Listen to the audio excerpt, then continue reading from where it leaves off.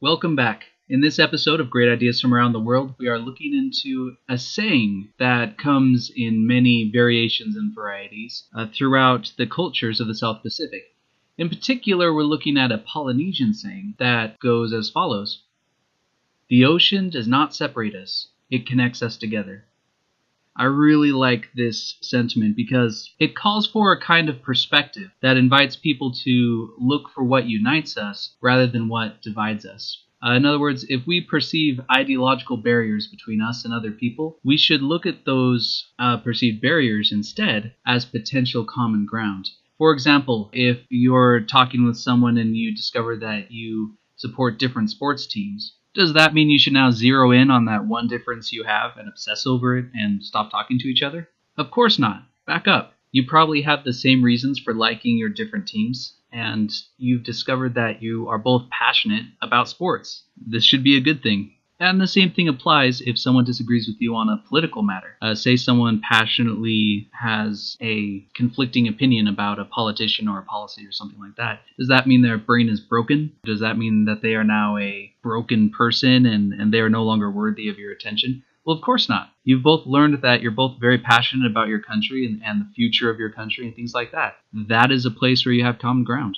This idea that we could find common ground within the things that would otherwise divide us is really powerful, and it can apply to many things. It can apply to religious discussions, fandoms, economics, all sorts of things. Whatever the case is, we should focus on commonalities, not our differences. Because, think about it, we have a tremendous amount of things in common with people around us, and even people who we may consider to be the complete opposites of us. Perhaps they reside on a completely different part of the world, or they believe in a completely contradictive philosophy. Take a moment and consider what you have in common. We have far more things in common than we have differences. Whether someone is rich or poor or old or young or as different from you as you can imagine, there are still some day-to-day things that everyone experiences. There are still stages in life that we all go through. There are terrible injustices that every single person on the planet is familiar with. Our day-to-day lives aren't really that different, and we're all better off when we focus on those commonalities. For example, I went on a camping trip a few years ago with a good friend of mine in Utah. We had a great time. We were hunting for dinosaur bones. We were hiking. We were taking a lot of great pictures. However, when we returned home, online we realized that we disagreed on some certain political matters, and we got into a heated debate, and now we're not on speaking terms anymore. That's a sad story.